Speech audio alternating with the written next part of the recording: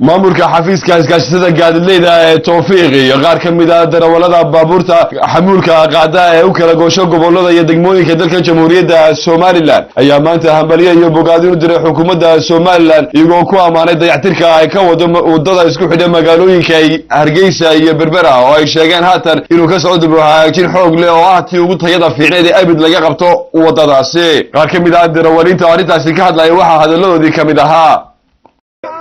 وطبعا الله صبرنا يو يا نظام كذا وأوكي هل كائن مكمل سوا أوكي بس كده بيجينا ورما هينو لكن وان تاير سنة وده سنتين هل كا وطلع أرنتها وده يكاد لي حاجة سوى ناقصن أرتاي ما توسعتها إلى سيس عطار كلا جسي وده ما نشعله وأنا نكون عم بلينا وسير كعرمها يودوين كا إلى عرقابه ورايو تكلم معرمين إن عندها تدكو أي أكان وحيد قرنا عليها magaala madaxdii waxaana dhacda in saacada ay wadanku go'ayeen oo qofkii cisbitaalka lagu siday Hargeysa halka nafta ay kaga baxdo iyo naagtii uurka la soo kala dhici weyday halka ay magaranaysaa dhibaato ka soo gaadho makhluuqa Soomaaliland tooxaas wax ku hayaan dhibaato fara badan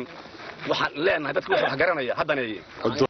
sidoo kalena gudoomiyaha ururka gaadiidleyda iskaashada Tawfiiq Maxamuud Bile Warsame iyo gudoomiye ku-xigeenka iyo waliba xogayaha ururkaasi Maxamed Jamac Rabshe ayaa iyaguna waxa ay si weyn u soo dhaweeyeen dayactirka iyo dib hagaajinta lagu hayo wadadaasi oo ay sheegeen inay tahay tii ugu tayada fiicneed ee abid laga qabto wadadaasi.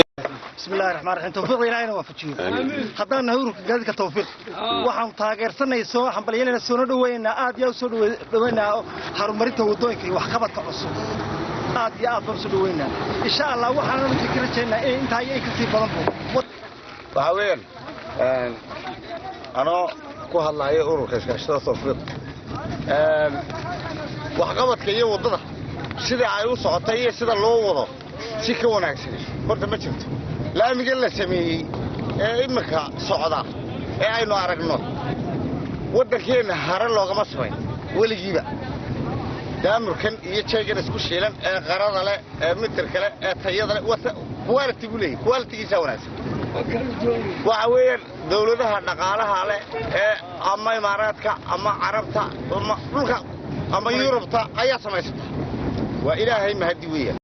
asay sheegayleedu waxa ay ka hadleen in marar badan ay dhibaato ay ka qabsato dooxyada ku yaala wadadaasi isku xidha magaalooyinka Hargeysa iyo Berbera oo marka dadku u soo rigmado ay baabuurtu iyo xoolaha nool iyo waliba xamuulka sida ay saacado badan taagnaadaan waxaana shacbiga Soomaaliland iyo xukuumadda u soo jeediyeen in wadadaasi wax laga qabto oo horena u garaafatay nafaha dad badan. Cabdisalaam Xariir